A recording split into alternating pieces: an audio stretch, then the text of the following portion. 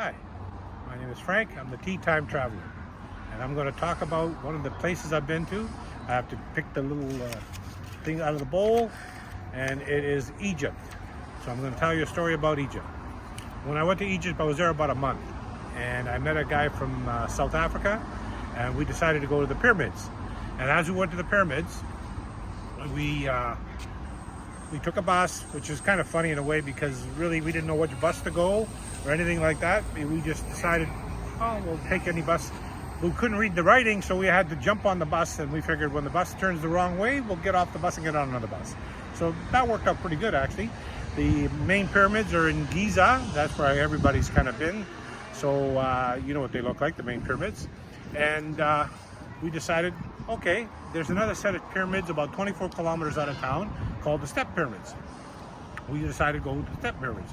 So we had to go catch a bus. We caught a bus, and we're on the bus, and there's nobody on the bus. We're just sitting there, and they told us that's the one that goes there to a village, right? And nobody on the bus. So we thought, what the heck? Maybe we're on the wrong bus. But about 10 minutes before the bus leaves, then the people started coming, and they're crowding in there, and there's tons of them. And there was a lady with bags and everything in her arms, and I thought, oh Jesus, you know, maybe I'll get up and let her have the seat because you know it was getting pretty crowded, and she was having trouble. So I got up and to give her the seat, and all of a sudden, holy mackerel! All the guys are going, "Hey, sit in my chair, sit in my chair." It's like I'm a foreigner, but I kind of did something that they didn't do. They didn't get up for the lady, and I did. So they wanted me to take their seat, and I'm trying to thank them and say, no, it's okay, but I don't speak Arabic, so that was a little bit of a problem.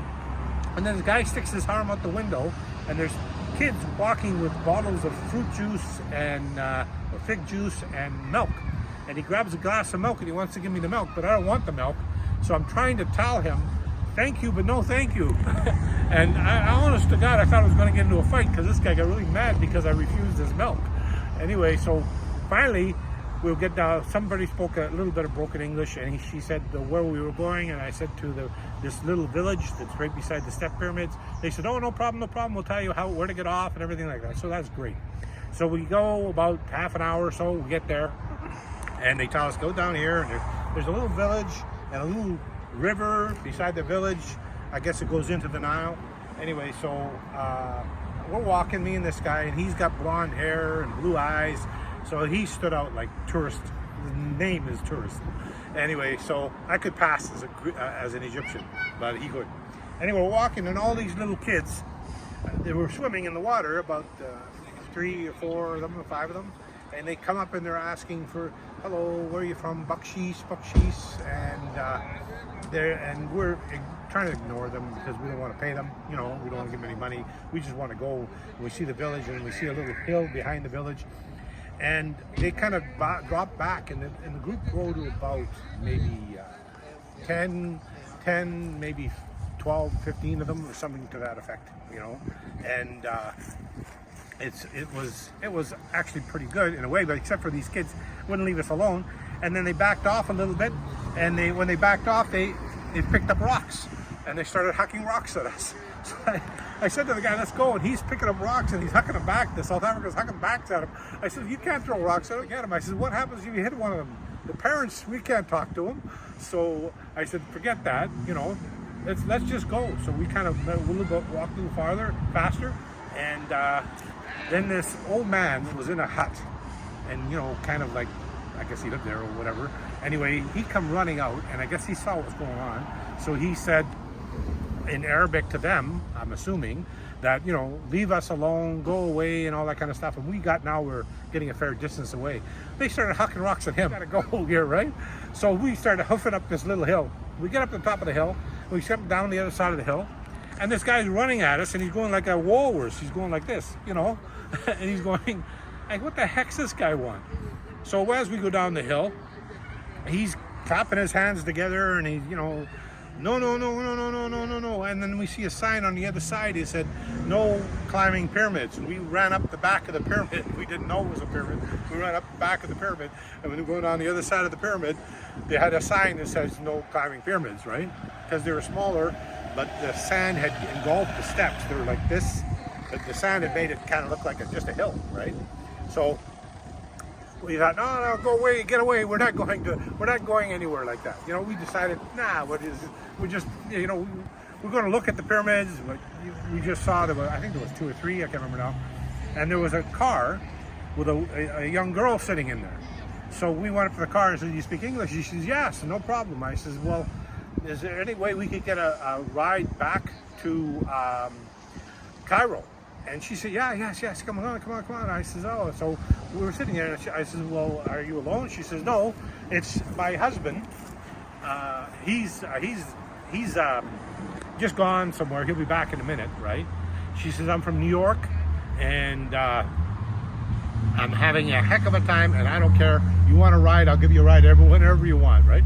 So her husband comes back, and he looks at us and says, "Well, you know, who are these guys?" And she says, "We're giving them a ride back to Cairo." And he said, okay. I said, "What was wrong?" She said, "We're newlyweds, but I've had a hell of a time, and I don't care what's going on. So we're going back to Cairo." So he drives us back to Cairo. He spoke English too, obviously, because he must have been in the States and they went there for their honeymoon. Anyway, and we got back to Cairo, and everything was pretty good. We got into a taxi, and then we had a problem with the taxi because the taxi wanted normally more money than normal, but that's kind of happens, I guess, you know, a lot of taxes in any country. So we were a little bit of hassle there. Seemed like we were arguing with everybody that we talked to. We just argued with everybody. And we got back to Cairo, which was actually pretty good. The step pyramids were okay, but like I said, the sand had engulfed most of the pyramid, so it's not really, you know, that pronounced anymore. It's not like the other pyramids, right? And so we went back to Cairo, and everything was okay. We met some more people. We decided we were going to go out to dinner. We met these 3 girls from England, and they were renting they had met 2 guys, Egyptian guys, and they were going to rent like a bus, a little mini bus, and they were going to take them around. The Egyptian were going to take them around, and they said you can come if you want. So I thought, okay, let's go.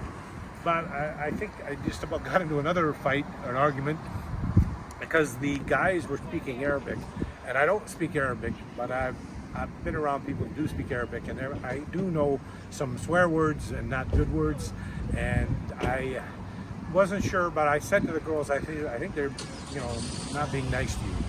So they decided, oh, the heck with it, we'll go on our own, right?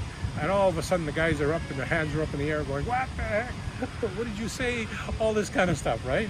Anyway, that was my trip to Cairo. And now I'm going to give you a little tip on traveling.